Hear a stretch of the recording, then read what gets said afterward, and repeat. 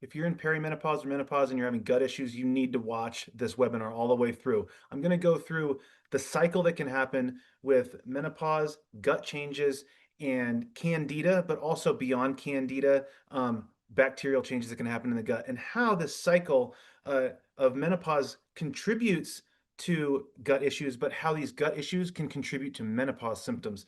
And there's a back and forth, and importantly, how you can address it. So make sure that you don't skip to the end to try to hear what to do, because the middle part of this presentation is going to be important so that you have a little bit better idea of what's going on, because it's going to help you know what to do beyond just the things that I'm recommending.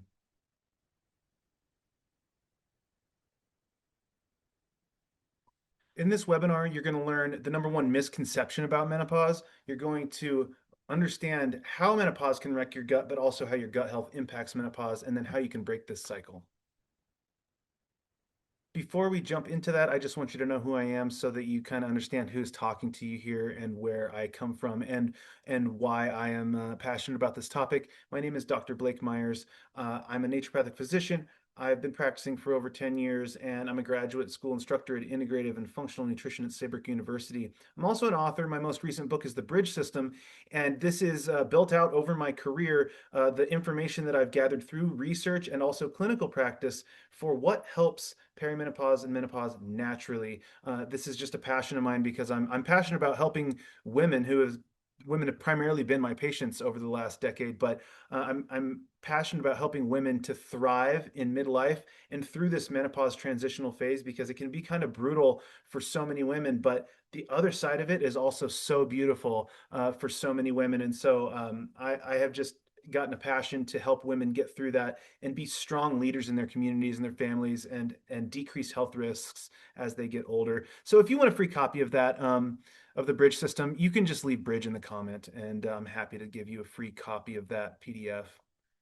The first thing I want to talk about is some misconceptions about menopause.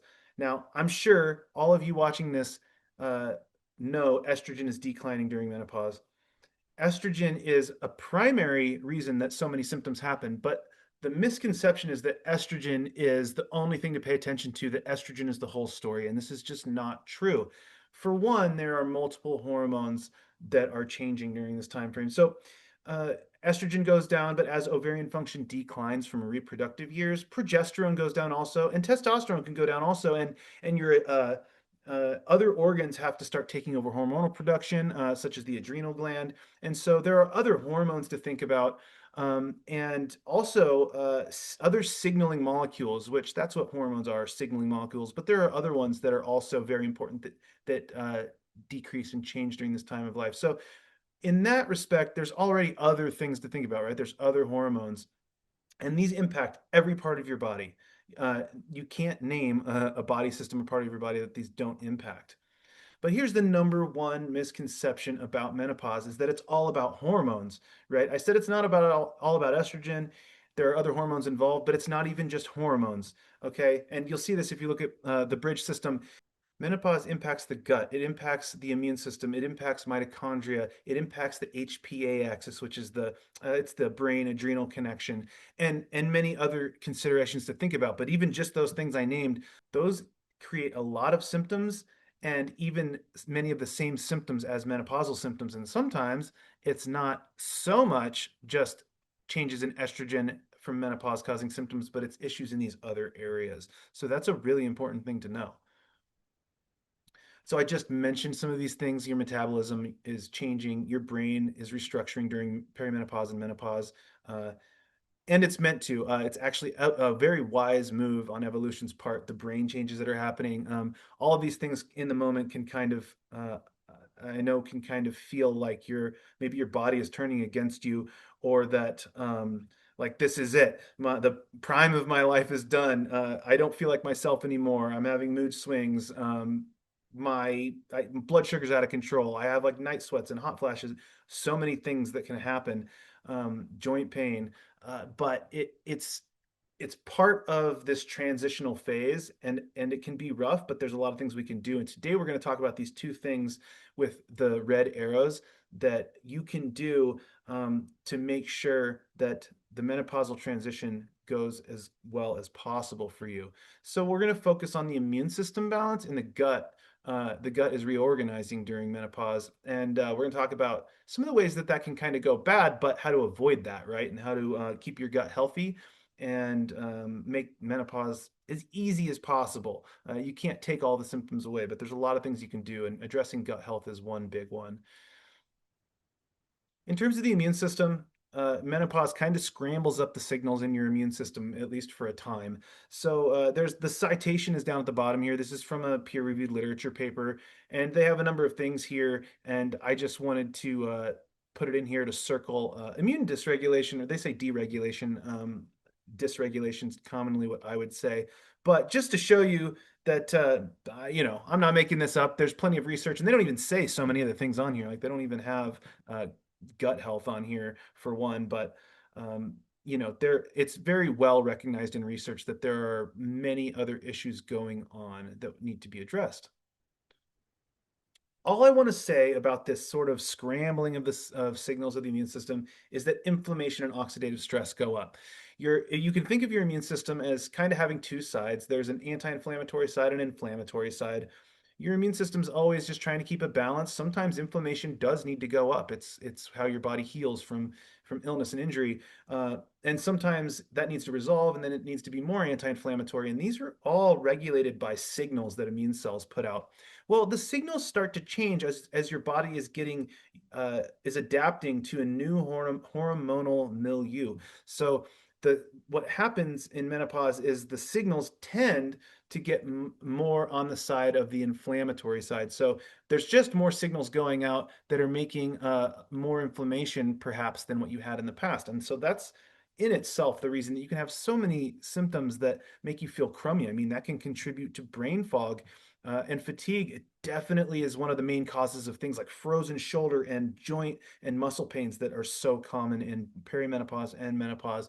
So this is the only thing that I really want to point out is that this is happening, and we need to consider that as we move into the gut conversation. Now, what's the gut connection? Um, for one, your immune system regulates a lot of things in your gut health. Most of your immune system is actually around your gut. So what's going on in the gut impacts the immune system, but your immune system and what's going on there impacts the gut. It impacts the gut lining, but it also impacts the microbiota or the microbes in your gut, whether that's yeast or bacteria or any other organisms that are living in there. And by the way, if you've watched any of my other Candida videos here, you know that Candida is a commensal organism, meaning it's a healthy natural part of 40 to 80% of people's microbiomes. We tend to think of it as bad, but it's bad when it overgrows. And that's what we're going to talk about a little bit here because you have an increased risk of Candida overgrowth during menopause. Really, what this means for how your immune system can impact your gut during menopause is that the result can be an imbalance in the microbiome, which is what we call dysbiosis. It can create permeability or leakiness in the intestinal barrier in the gut, which is commonly termed leaky gut. And these two things in themselves will lead to all kinds of other symptoms. Again, if you've watched my other Candida videos here, I mean, if you haven't, I encourage you to because I talk so much about all of these different areas. But these two things in themselves will cause brain fog, fatigue can cause increased inflammation and more joint pain and muscle pain, can cause sleep dysregulation, of course, digestive issues. Any of that sound familiar maybe if you're going through menopause? Like, yeah, those symptoms that we commonly think are these are menopause symptoms. Well, those are also symptoms of dysbiosis and leaky gut. So sometimes menopause is the primary thing that needs to be addressed, but sometimes it's these other impacts such as gut health that need to be addressed. And then you might realize like, oh wow, like yeah, I still have some changes. I can tell I'm going through menopause, but wow, a lot of what I was experiencing was issues in my gut. For example, besides the immune system impacting the gut, that's one gut connection during menopause. But the other thing that's happening outside of the immune system is that there's just a complete reorganization of your gut microbiome during menopause. It's kind of fascinating, actually, if you read about it, because it's just what's happening is you've got this whole ecosystem in your gut of bacteria, healthy gut bacteria, and other microbes. But there's what during menopause and largely related to different hormonal shifts, right, as well as immune system and other things. The Some bacteria will decrease, and then other bacteria will increase, and some will just like totally take a back seat.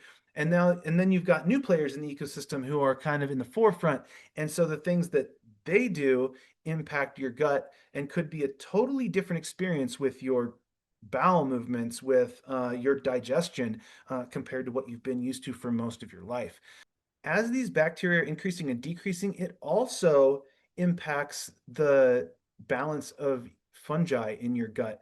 So, Candida species are quite common in the gut. Again, they're not an issue if they're not overgrown, but they're opportunists. So, they are always looking for an opportunity to grow and be able to eat more food, take more resources, right? And one of the primary things that keeps Candida in check in your gut, besides your immune system, is the other healthy gut bacteria. Those gut bacteria are like, no, you're not taking up more real estate. I need some food too, right? Like I'm not just gonna like decrease my numbers so that you can like take over. Like everything keeps itself in balance.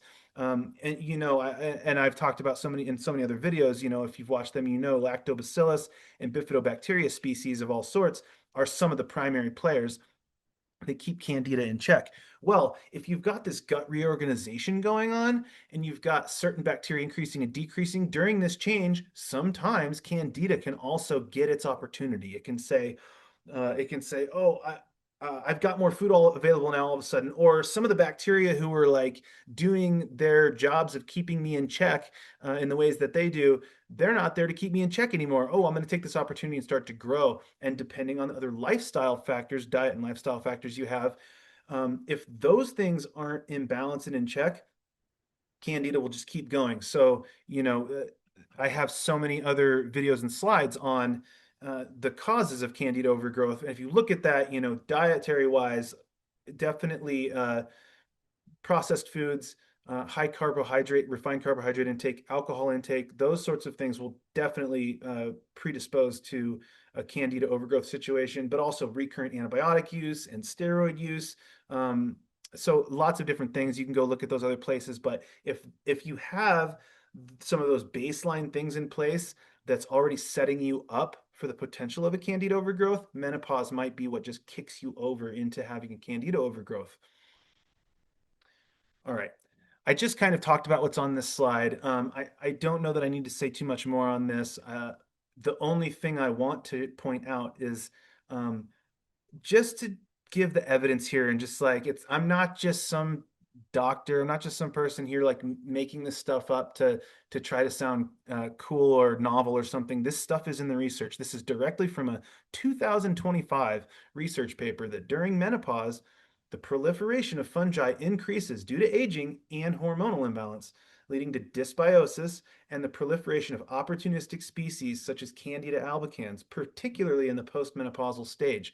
So, boom, that's just proving exactly what I was just explaining. So, let's do some things to try to make sure this doesn't happen, right? This is a little graphic I made to just try to show you this cycle as the way that I think about it. So, you've got menopause over here happening, and menopause has its own symptoms for its own reasons, right? You've got menopause symptoms happening. Menopause also impacts the gut and the immune system, right? In the ways that I just talked about. But where the cycle kind of happens is that if the way that menopause is impacting the gut and the immune system isn't modulated and taken seriously, what happens is those gut and immune system changes start to cause, they're not menopause symptoms now, but what it does is it causes symptoms that you associate with menopause. You think, gosh, I've got all of this digestive system issues and I've got all of these things that can look like menopause, but they can also just be caused by gut changes. So these changes cause these symptoms, and then these menopause symptoms can also they'll just keep contributing to gut and immune system changes. And sometimes, one example of how this cycle might feed is what I already said, how like immune system changes and inflammation causes a lot of symptoms that women associate with menopause. Um, and uh, including messing with the gut lining. Well, gut lining will increase inflammation, which can cause more menopausal inflammation symptoms, which can cause more damage to the gut. The inflammation is kind of a cycle of leaky gut inflammation, leaky gut inflammation. So that's kind of just a model I wanted to show you, and hopefully that kind of makes some sense. All right, what you need to do is you really need to target menopause in an appropriate way, in a holistic way. You need to be systematic about it. I get so many questions from women about like, how do I deal with night sweats? Um, and I understand the question, uh, because it's a terrible symptom to have, really. It's like beyond being like uncomfortable and frustrating, whatever. It's like it's messing with your sleep. Just as one symptom example that so many women have, it's like, how do I deal with night sweats? Um, well, you can try this thing, you can try this thing, but actually, what you need to do is you need to not get symptom focused and you need to take a whole person approach. You have to hit this from multiple angles and really, um, when you get into menopause, starting in perimenopause, for sure, you need to start just taking your health as a whole more seriously. You just have to work harder. And that's just kind of what I've seen over the years is it's a big stressor to your body. And when there's big stressors, your body's trying to adapt.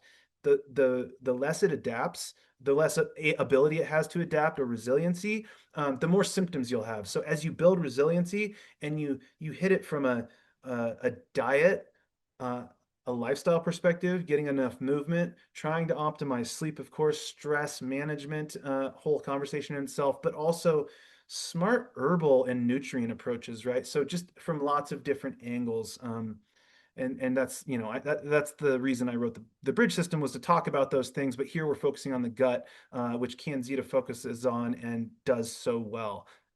So I will tell you how we can use a few Candida products to help keep your microbiome balanced during menopause.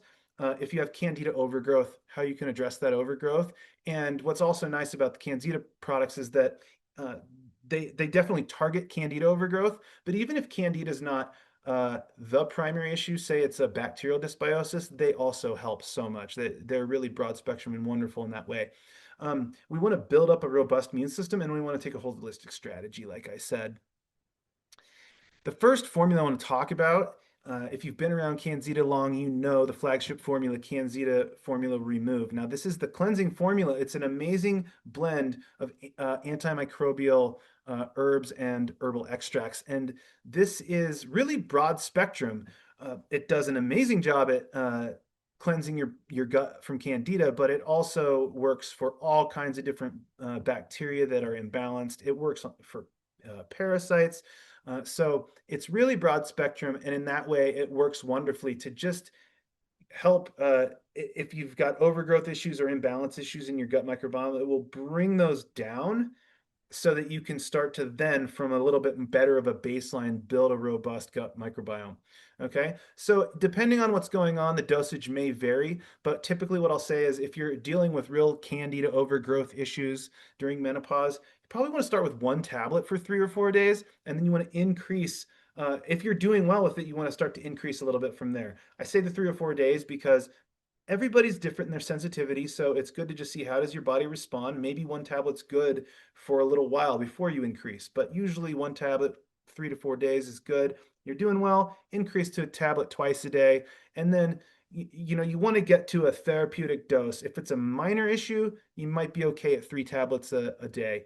If it's a little bit more, you're probably going to want to be at 6 tablets a day. Now, in severe candida overgrowth issues, gosh, I could potentially push somebody to 9 to 12 a day for a short duration, but most of the time, in a kind of a run of the mill situation, basic needs, you're probably not at that. You're in the 3 to 6 tablets a day range.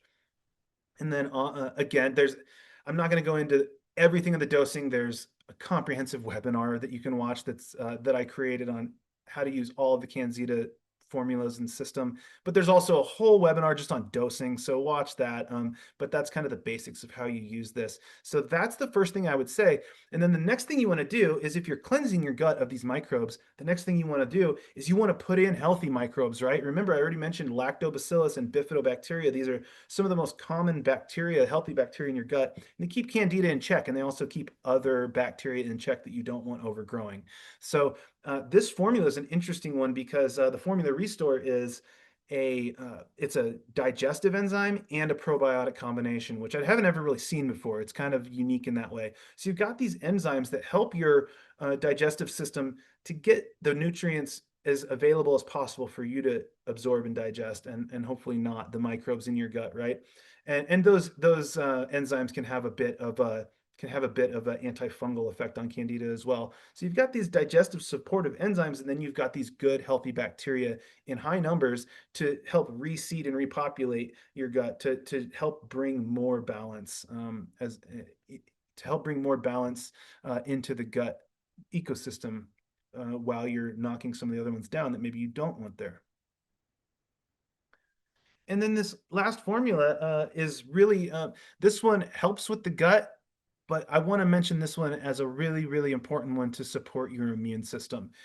This is an incredible multivitamin, very high doses of everything here. And Candida Formula Rebuild has the primary nutrients that your immune system needs to be in a more antioxidant, anti-inflammatory kind of place.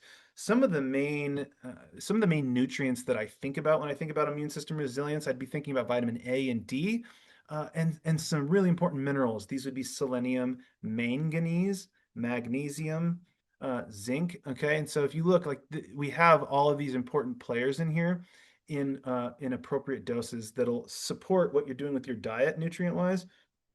It will give your immune system what it needs to help it be be resilient in a way that will also contribute to helping your body feel better in general, your brain and your cognition, but also help your gut to heal if it needs to, and to help it maintain and be healthy as you're doing some of these other gut restorative issues as well. This is like one capsule twice a day is typically good for people. Don't take it with other multivitamins because that would be probably too much. This has plenty in it.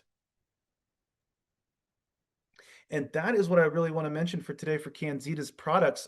If you have any questions, please reach out to us. Please leave comments if you have any questions. I really wanted to just plant this seed that the gut is so important. And if you use these products, as I mentioned, in the way that I mentioned here, you'll see that your gut will maintain more of a homeostasis during menopause.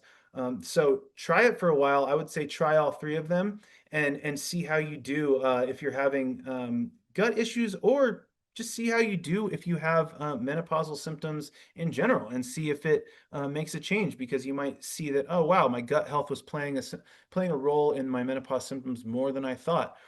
Subscribe if you like this content. There's a lot more that we have here, as you can see, and we're always putting up good information at Canzita. And I'll talk to you soon. Take care.